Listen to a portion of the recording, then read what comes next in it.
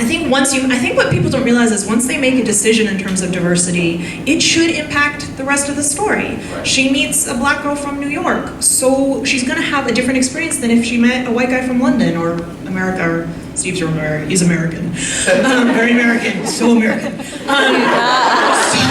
Randomly. But that also, I mean, it can't just be like, and then you have to deal with all of that, and you know that after I gave you the first draft and I sort of went through this, like I knew there were problems with it, you knew there were problems with it, and there were things that I really had to wrestle with. And I think the way I try to approach is like first do no harm. You know, like, is the premise of the story flawed? Like, am I going into this with a situation where I came at this from a dishonest place or from maybe a well-meaning place, but a crappy one, which is, I think, the most painful thing. And I think the other thing is, like, never start thinking of yourself as a good guy. Like, you know, white people really want to be good guys. We really do. Like, we really, yes, everybody wants to, like, pat on the back. You're one of the good ones. Give me the cookies. And I think as soon as you start thinking of yourself that way, you do something dumb and potentially really harmful. So. They asked Junot Diaz how he writes women characters so well, and he was like, I know that I suck at it. And that's like the first thing. He goes in with like, that's A number one. Yeah. You can't do it well. Also, like, okay, this is maybe dangerous, so nobody tweet it. But like, sensitivity readers are great. But also, if you're choosing to write a story, let's say about a Jewish disabled girl, like me, and you've never met a Jewish person or a disabled person, or you don't have any friends who are, like, maybe you should ask yourself why you're choosing to write that story. One of the reasons I was able to work through, I hope successfully in this book, some of the issues that came up was because I have friends who are gonna have a long conversation with me and be like, you're being a jackass, which is what you need to hear. You need somebody to have a conversation with you, and then you need to get off the phone and then 2 days later call them back and be like, okay, I think I have an idea. What do you think about this?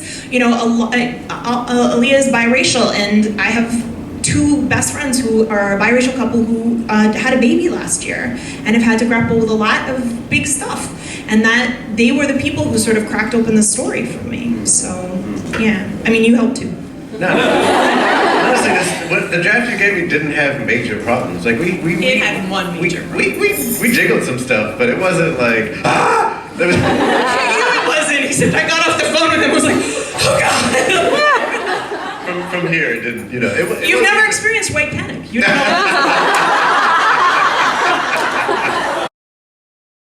Difference between writing short stories and writing novels? I think short stories are much harder than writing novels. Really? Yeah, I do. I think that they're harder because we have to do more in less space. Especially, there's a story in it that was basically novella length, where there's a whole new magical system and a lot of new world building.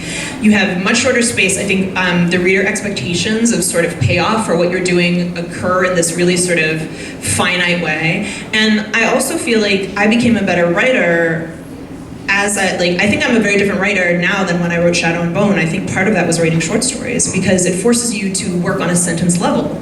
So you really can hone in on prose and the demands of it in the same way, you know, in a poem, or I used to write movie trailers, exactly the same. So, it's true. And you're welcome. But I think that need to make every word count made me level up in terms of prose. At least I hope it did, because I feel different about the prose that I write now. Do you read out loud when you're writing? Oh yeah. Do you? Yeah, I have to. Otherwise I'll die. I don't do it. Anyway, you read out loud. I read out loud when I get into the later drafts. It's a way for me to make sure that the diction is working and the rhythm is working. It's a way to catch mistakes. And when something's really working, I know because I start falling into the voices, and especially with something with multiple POV where that shifts, you know, like everybody should sound differently right off the page. Do you have any advice for young writers? Why young writers, Daniel? Do you have any advice for old writers? Wait, what are you trying to say? Take your vitamin D. God. My advice, look, I didn't write my first book till I was 35, so I always bristle. That's young. Yeah, sure, okay. But I'm immortal, like an Amazon, but without the cardio. So I find that the advice applies to everybody, which is finish a draft, like write a terrible, awful, messy first draft. Yes. Understand that this process is about learning your process. I didn't know I was an outliner. You're an outliner too, right? No, my God. I'm outlining right now because I'm writing someone else's universe and it's driving me mad. Yeah. But yeah. yes, no, I don't outline at all. I did not know that. Really? I thought we talked about this. I hate outlining. I don't even know you anymore. Yeah, I am definitely an outliner. I need to know where I'm going. I need that safety net, and that sort of gives me a place if I lose momentum to jump to. And I don't know, that's the way I build my plots, and I had to learn that about myself because I never knew that, and so it was really hard for me to finish a book. So yeah, learn your process. And this is why I say it's not just for young writers. There's no expiration date on your talent. Okay? We live in a culture that fetishizes youth and also that fetishizes the idea of like the young genius. Right. We don't care about aspiring, we only care once you've arrived. But aspiring is really powerful, and but I think embracing that and the fact that you're making art with no one watching is one of the most badass things you can do. That's real. That's real. Yeah, I mean, for me, it's about knowing the big moments that I can work backwards from, especially because so much of fantasy is about release of information, and especially when you're writing like a heist book, so much of it is about like the things that happen is the setup for those things and how much information you're handing out, so you don't end up at the end of the story with somebody like walking on stage and being like, let me tell you all the things I just did that you didn't see me do, which is not, I think, as satisfying. Sure. So that for me is I mean, that you've got to find a balance between that sort of spontaneity. And I will say too, my first drafts are usually excruciating because it feels like an awkward first date. Like, it's like the characters haven't settled in, and so you're basically like, right. What kind of music do you like?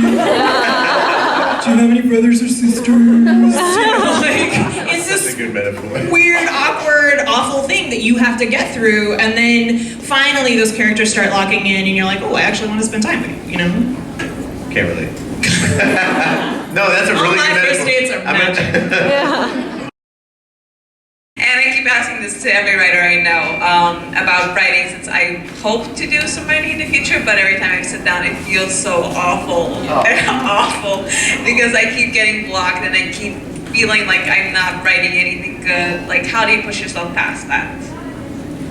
Okay, here's the thing, right? When we go to the movies, what do we see when we see a writer on screen or a painter or any kind of artist? We see somebody get the idea, and then they write, and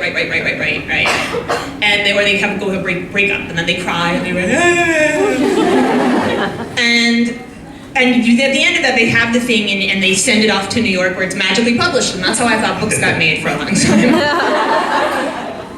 But I think one thing that I really had to do in order to be able to, because I was in the exact same position where I would start to write and I'd be like, this is terrible. And the truth is, it is terrible. First drafts are terrible. Your first draft is going to be terrible. None of the books on these shelves are first drafts though. Or second drafts, or third drafts, or fourth drafts. They've been through multiple revisions. They've been professionally edited. They didn't start out this way. Nobody writes this magical first draft. So don't compare yourself to the things you love. Your problem is you have good taste, right? But it's really important not to let that taste get in the way of those early steps that you never see and that we never see in media. And to understand that even if this is your calling and the thing you were meant to do, there's going to be days you feel like a genius, the best days, and it feels like a calling. And then there are going to be days where it feels like a job you're really bad at. And being okay with those days and comfortable with that discomfort, I think is what took me from being somebody who wanted to be a writer to being a writer. Yeah, and I would add to that exactly. And just, writing really does begin with forgiveness. And I wrote an essay titled that a couple years ago, and it's something I try to remind myself of constantly, because I always forget it, and I always tell my students that, and then they forget it, and then telling them reminds me. But there's so many voices in this world telling you that you shouldn't write, or that you should feel shame instead of writing, or while you write, or for writing, or that you're not good enough, or whatever. There's just a million ways to tap into that and believe it. Anais Nin said shame is the lie you believe about yourself. And that shit is real, and that will stop you from writing. Much quicker than skipping a day or a month or even a couple of years of writing. That won't stop you. What you have to do is sit down and forgive yourself for not writing yesterday or the day before, or for years even, and then allow yourself to just start new and fresh. Because that's how you'll write better, and that's how you'll write at all, and get the words on the page, and that's what matters, is that you sit down and write, you know, with love and forgiveness instead of shame and fear. Do you feel with what's happening politically in our country that it's starting to change what type of stories you want to tell? No, for me. It's a heavy one. To answer your question, everything is more right now, but nothing is new. I started in, you know, writing and entered into publishing in like 2009 and 2012. My first book came out, but I started writing in 2009. And back then I was like, I'm writing to fuck shit up. Because publishing is real white and racist, and there's a lot of problems, so we need to change You're that. welcome! So I entered into with that mandate, you know what I mean? So this has been like the work for me and for a lot of the writers I know for a long, long time. Now it's more urgent, and now there's more people being like, I feel like in November of last year, a lot of people that had spent a lot of time being like, what are you talking about, white supremacy? You're so silly. And then we're like, what is that? What is that thing? We were sitting here like, motherfucker, we told you. Did you not hear me?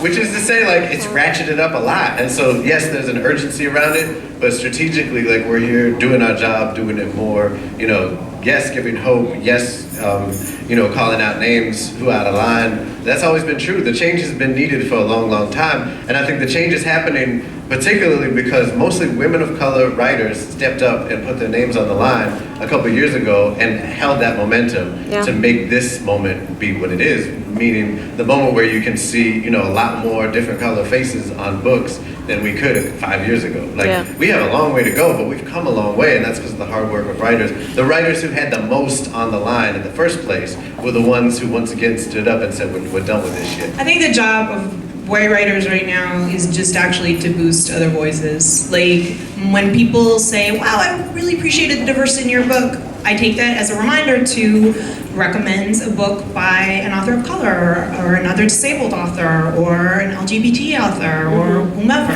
Like, that's your opportunity. It's just like a little, like, ring a bell and remember that that's something you should be doing. And I'm lucky enough to have a larger platform now and to get to recommend books, you know, but what are you reading, you know, and that kind of thing. And like, so those are opportunities to boost voices that maybe haven't had the backing they've had before. I know all the authors have deadlines, but when do you know that, like, this is ready? Like, I'm ready to put this out there, and you're never ready. It depends what sign you are.